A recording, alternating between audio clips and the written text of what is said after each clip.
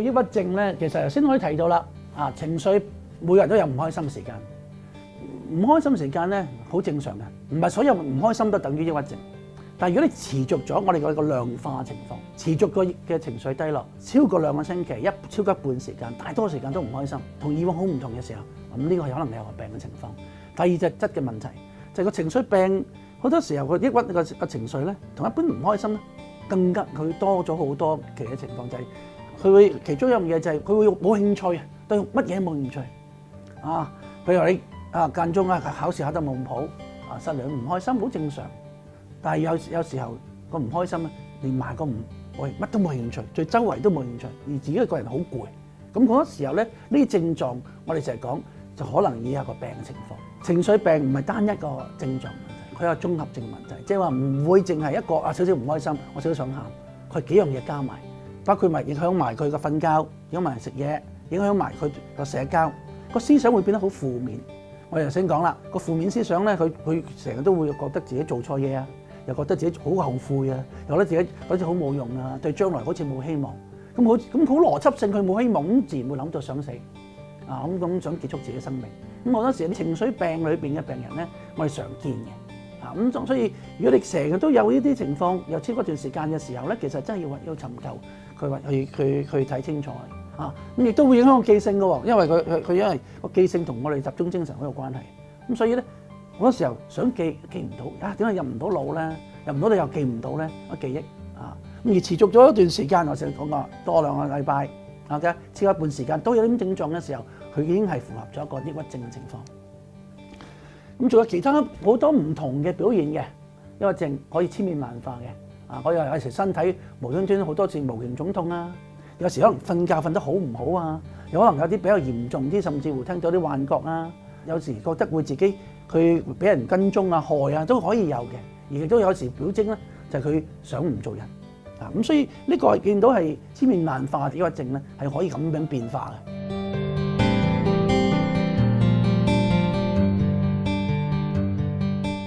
我先講抑鬱症先啦。抑鬱症好多時候一提到要食藥咧，好多朋友仔都會好擔心係咪嚴重要食藥啊咁樣。正如我講輕微嘅可能運動。改善睡眠，改善佢哋社交，改善佢哋點樣諗嘢嘅方法，心理治療都有幫助，運動亦都有幫助。咁但係去到某個程度上中等到咧，其實抑鬱症有時候咧，通常藥物就係一個都必須係第一線嘅治療。咁而我哋最新一啲嘅叫血清素嘅藥咧，其實一啲比較新啲嘅藥咁新都有成20-30年嘅歷史㗎啦。其實都係一個好普遍全世界亦都係咁講最多人用嘅藥亦都反映咗佢哋係一個好我哋叫做第一線治療咧。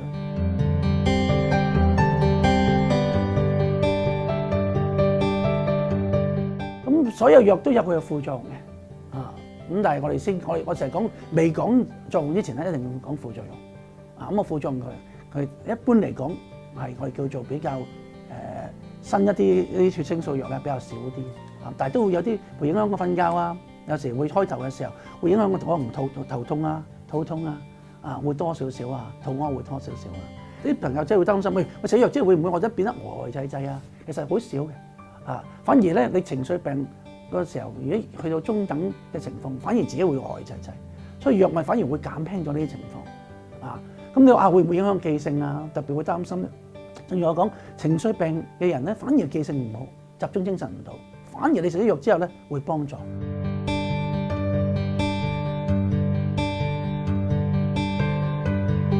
不過所有藥物咧，情緒藥嘅藥物咧，都需要時間，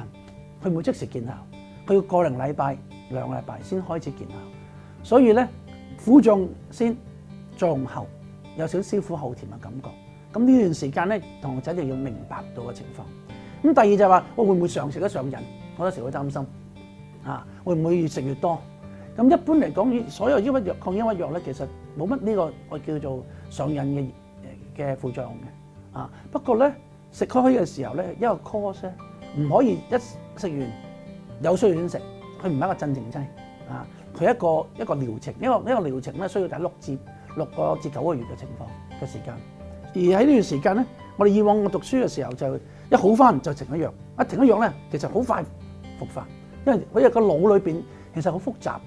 佢一去到，正如我講過，佢有一個病態嘅時間之後咯，個腦裏邊變咗好多佢個 neural circuit 好多嘢，我個回路會變咗好多嘢。你需要時間幫佢穩定翻去。而我哋嘅治療咧，其實就我成日講就係去到一個叫痊癒嘅境界啊，即係話佢頭3個月食咗藥之後，通常症狀會消失，但係佢仲要食多3至6個月啊，等佢完全痊癒之後咧 keep 住3至6個月，咁一個 course 通常半年至9個月。咁我往往好多同學仔唔明白嘅時候，就係我好翻，我真係停咗佢。停咗佢咧，好容易咧個情緒病未穩定嘅時候，腦部未穩定嘅時候咧，佢容易會有時會翻發復發。咁呢第一點。第二點就係我哋而家點解要希望有情緒病嘅同學仔病人咧，要食一啲比較長時間嘅藥咧？點解唔好翻3個月就停咗咧？原來我哋發覺好重要一樣嘢就係頭一年咧，佢復發機會咧。如果你好翻咗，太快停藥咧，如果停咗佢咧，差唔多有成幾倍機會。咁我哋其中會發覺就係我哋啲數據或者國際數據都發覺，如果你個人唔係一個痊癒境界耐少少咧，即係我哋叫 remission， 好多時候翻發機會咧高幾倍。而我哋嘅數據就係，如果你唔食藥唔食藥之間咧，又早停咧，個翻發8倍。等於一啲喺嚟緊1年有8倍機會率會增加佢個復發嘅。咁第二樣嘢就係好多時候啲同學咧有時唔明白就係個功能性咧好翻咧要俾時間。